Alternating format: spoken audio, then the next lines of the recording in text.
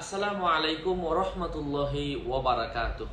সম্মানিত ভাই ও বন্ধুরা, আজকের এই ভিডিওতে আমরা আলোচনা করব এই উত্তপ্ত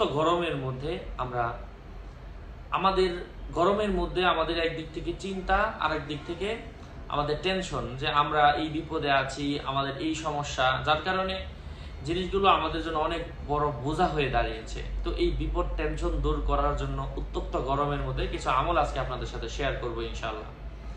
আলোচনা বুঝতে ধৈর্য ধরে আমাদের সাথেই থাকবেন। আমাদের ছোট্ট ইউটিউব চ্যানেলটি সাবস্ক্রাইব করতে ভুলবেন না।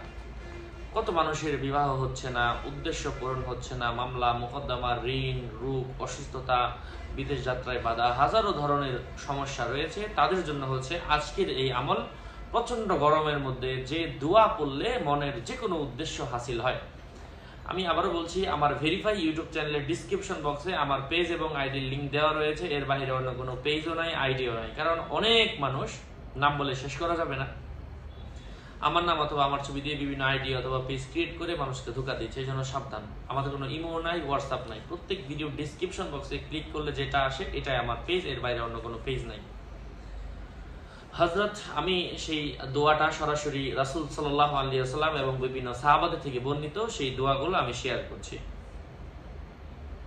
যদি কেহ এই দোয়া পড়ার পরে বিপদগ্রস্ত ব্যক্তি এই দোয়া পড়ার পরে আল্লাহর কাছে কোনো কিছু চায়, আল্লাহ সুবহানাহু ওয়া তাআলা সহজেই সেই দোয়াগুলোকে কবুল করেন এবং তাকে বিপদ থেকে রক্ষা করেন। এই দোয়াটা আজকে আমরা এই ভিডিওতে আলোচনা করব। এক riwayate এসেছে, যে কোনো নিপীড়িত ব্যক্তি এই দোয়াটি 40 বার যদি পড়ে সে সুস্থ হইয়া যায়, তবে তাহার গুনাহ রাশি মাফ হইবে। আর যদি সে মরিয়া যায়, এই দোয়া পড়ার পর যদি সে মারা যায়, সে শাহাদাতের সমপরিমাণ সওয়াব আল্লাহ পাক তার আমলনামায় দিবেন। এক ব্যক্তি হযরত নবী সাল্লাল্লাহু আলাইহি ওয়াসাল্লামকে স্বপ্নে দেখিয়া জিজ্ঞাসা করিল, খোদার নিকট আমার মনোবাঞ্ছনা আছে, মানে আমি আল্লাহর কাছে কিছু বলতে চাই, যেটা আমি কোন উসিলায় তার নিকট দোয়া করব, আমার সেই উদ্দেশ্যের জন্য আল্লাহ কবুল করেন, এমন একটা দোয়া হে নবী আপনি আমাকে শিক্ষা দিন। ইহাতে হযরত বলিলেন, তুমি সেজদাতে গিয়ে 40 বার এই দোয়াটি পড়ো এবং আল্লাহর কাছে দোয়া করো, আল্লাহ তোমার মনোবাঞ্ছনা পূরণ করবেন। সেই দোয়াটাই আজকে আমরা এই ভিডিওতে আলোচনা করব। দোয়াটা আমি শেষে বলে দিব। তো এটা এক ব্যক্তি, এটা আল্লাহ রাসূল সাল্লাল্লাহু আলাইহি ওয়াসাল্লামের কাছে স্বপ্ন দেখার পর জিজ্ঞাসা করেছে। আপনি বুঝেন, সে ছিল সাহাবী। আল্লাহ রাসূল সাল্লাল্লাহু আলাইহি ওয়াসাল্লাম তাকে এই দোয়াটা বলেছেন। এটা হচ্ছে ফরজ নামাজের সেজদা না, সুন্নত নামাজ না, ওয়াজিব নামাজ না, এটা হচ্ছে এক্সট্রা যে কোনো নামাজ। নফল নামাজের সেজদার মধ্যে গিয়ে এই দোয়াটা 40 বার পড়লেই হবে। এটা রাত্রে দিনে যে কোনো সময় এই নামাজটা পড়া যায়। এক রিওয়ায়াতে এসেছে, কোনো মুশকিল মুসিবতে পড়লে উত্তম রূপে ওযু করিয়া 2 রাকাত নামাজ পড়িবে এবং সালাম অন্তে সেজদায় গিয়া এই দোয়াটি 40 বার পড়িবে। সেজদা হইতে উঠিয়া সে দোয়া করিবে, তাহার দোয়া আল্লাহ সুবহানাহু ওয়া তাআলা কবুল করিবেন। একবার কবুল না হইলে কয়েকবার করিবে। অর্ধরাত্রে এই আমলটা করা অনেক ভালো।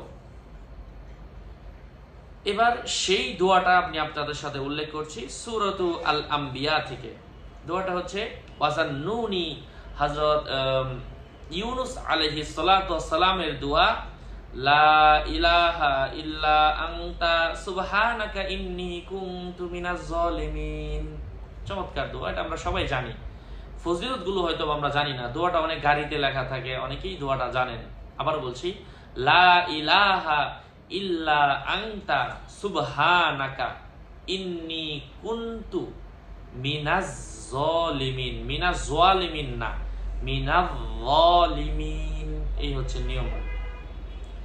আমি আপনাদের সাথে আমলটা শেয়ার করছি মাওলানা রুহুল আমিন রাহিমাহুল্লাহ তাআলা এর কিতাবে 258 নম্বর পৃষ্ঠা থেকে। আরো আপডেট পেতে আমার সাথেই থাকবেন। আমি আবারও বলছি, ডিসক্রিপশন বক্সে আমার পেজ এবং আইডির লিঙ্ক দেওয়া, এর বাইরে অন্য কোনো পেজ নাই। সাবধান। আসসালামু আলাইকুম ওয়া রাহমাতুল্লাহি ওয়া বারাকাতুহু। সুস্থ থাকবেন, ভালো থাকবেন। আমাদের ছোট্ট ইউটিউব চ্যানেলটি সাবস্ক্রাইব করতে ভুলবেন না।